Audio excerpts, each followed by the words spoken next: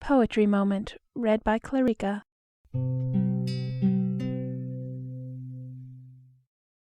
Ode on the Morning of Christ's Nativity, by John Milton.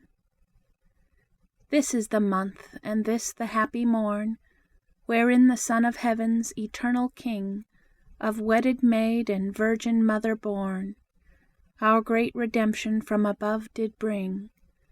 For so the holy sages once did sing, that he our deadly forfeit should release, and with his Father work us a perpetual peace. That glorious form, that light unsufferable, and that far-beaming blaze of majesty, wherewith he wont at heaven's high council table to sit the midst of trinal unity, he laid aside, and, here with us to be, forsook the courts of everlasting day, and chose with us a darksome house of mortal clay. Say, heavenly Muse, shall not thy sacred vein afford a present to the infant God? Hast thou no verse, no hymn or solemn strain, to welcome him to this his new abode? Now while the heaven, by the sun's team untrod, hath took no print of the approaching light, and all the spangled host keep watch in squadrons bright? See how from far upon the eastern road the star-led wizards haste with odors sweet. O run, prevent them with thy humble ode, and lay it lowly at his blessed feet. Have thou the honor first thy Lord to greet, and join thy voice unto the angel choir, from out his secret altar touched with hallowed fire. The Hymn. It was the winter wild, while the heaven-born child, all meanly wrapped in the rude manger lies. Nature in awe to him had doffed her gaudy trim, with her great Master so to sympathize. It was no season then for her to wanton with the sun, her lusty paramour.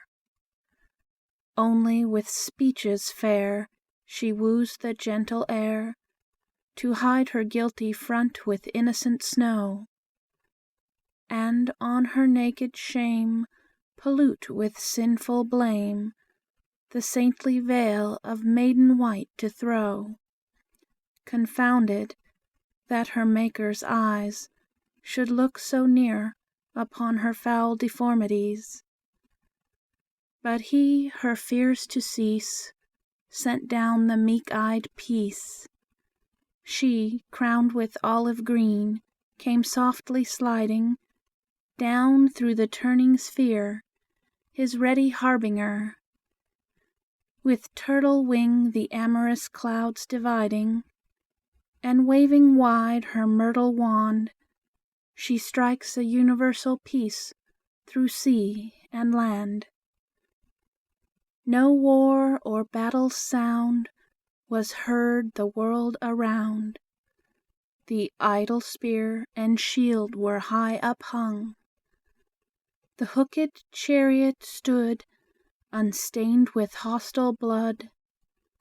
The trumpet spake not to the armed throng, and kings sat still with awful eye, as if they surely knew their sovereign Lord was by. But peaceful was the night, wherein the Prince of Light his reign of peace upon the earth began. The winds with wonder wist, smoothly the waters kissed, whispering new joys to the mild Ocean, who now hath quite forgot to rave, while birds of calm sit brooding on the charmed wave. The stars with deep amaze stand fixed in steadfast gaze, bending one way their precious influence, and will not take their flight for all the morning light, or Lucifer that often warned them thence, but in their glimmering orbs did glow, until their Lord himself bespake, and bid them go. And though the shady gloom had given day her room, the sun himself withheld his wonted speed, and hid his head for shame, as his inferior flame the new enlightened world no more should need.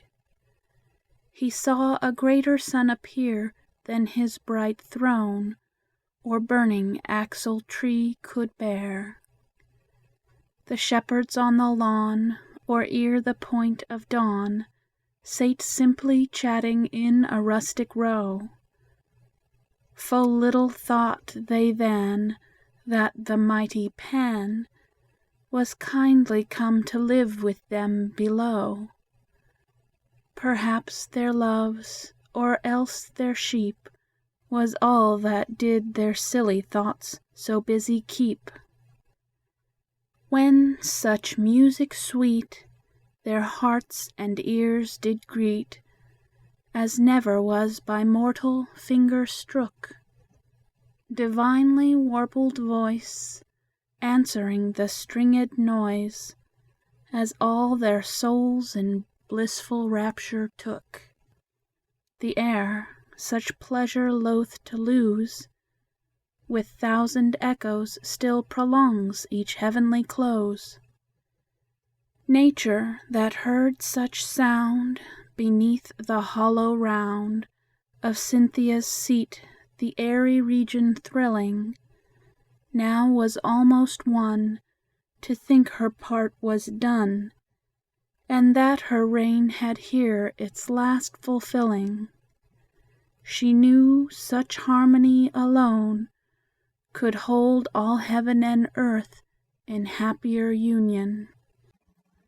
At last surrounds their sight a globe of circular light, that with long beams the shamefaced night arrayed. The helmed cherubim and sworded seraphim are seen in glittering ranks with wings displayed, harping in loud and solemn choir with unexpressive notes to heaven's new-born air. Such music, as 'tis said, before was never made, but when of old the sons of morning sung, while the Creator great his constellations set, and the well-balanced world on hinges hung, and cast the dark foundations deep, and bid the weltering waves their oozy channel keep. Ring out, ye crystal spheres, once bless our human ears, if ye have power to touch our senses so, and let your silver chime move in melodious time, and let the bass of heaven's deep organ blow, and with your ninefold harmony make up full consort to the angelic symphony.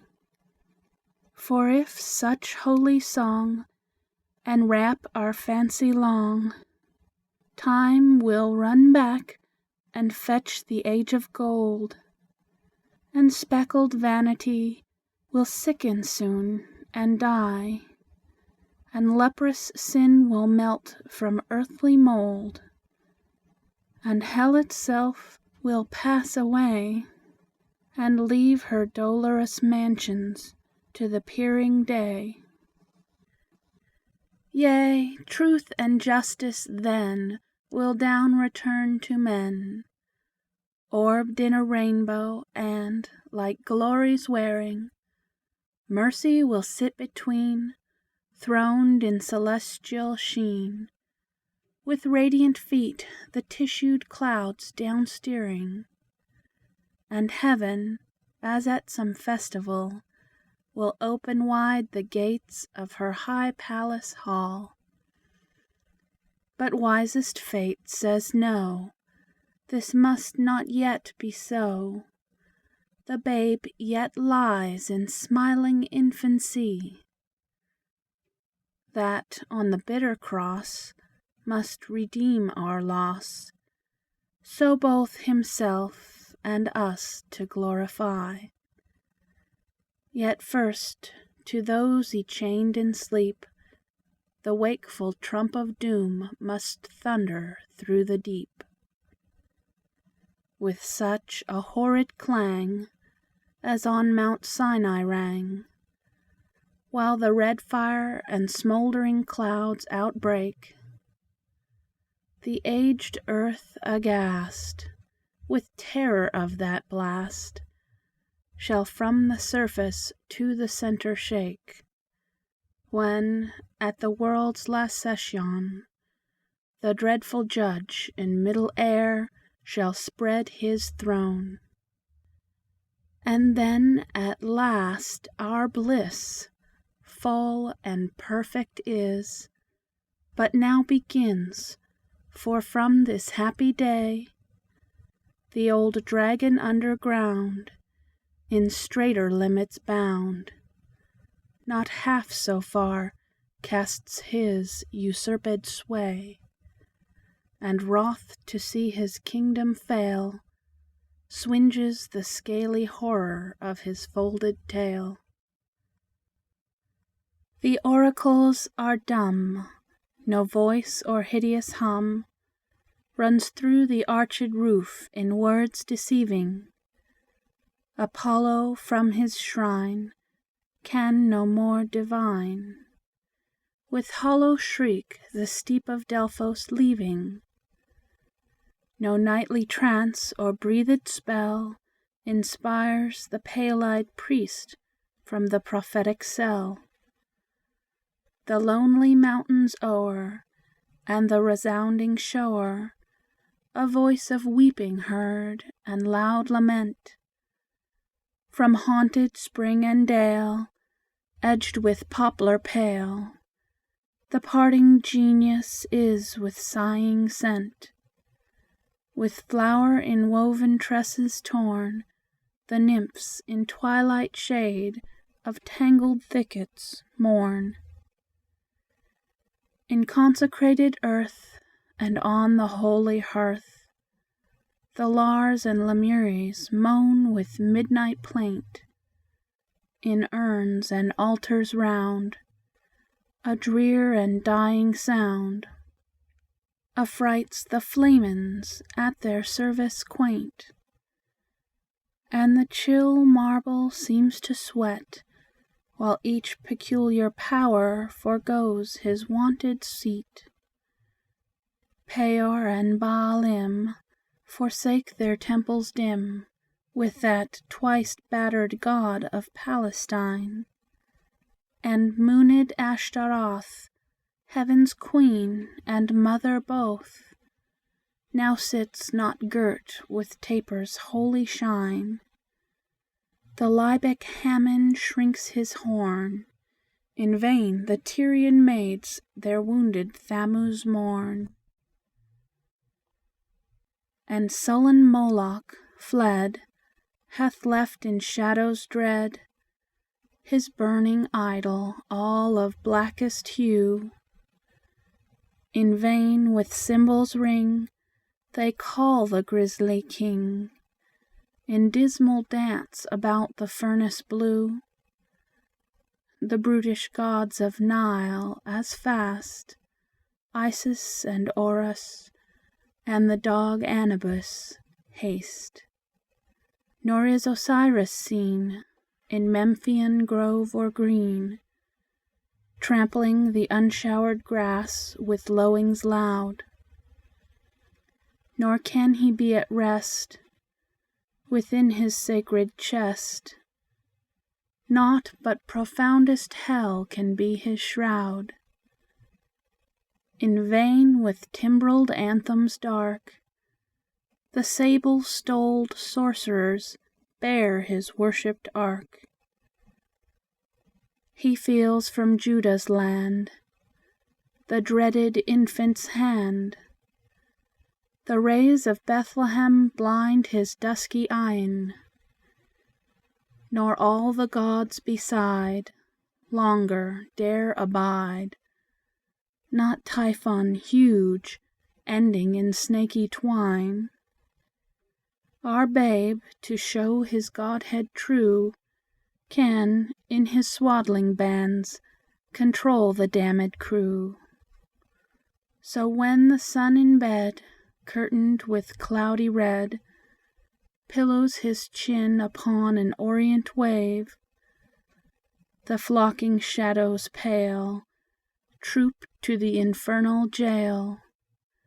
Each fettered ghost slips to his several grave, and the yellow-skirted fays fly after the night steeds, leaving their moon-loved maze. But see, the Virgin blest hath laid her Babe to rest. Time is our tedious song should here have ending. Heaven's youngest timid star hath fixed her polished car, her sleeping Lord with handmaid lamp attending. And all about the courtly stable bright harnessed angels sit in order, service able.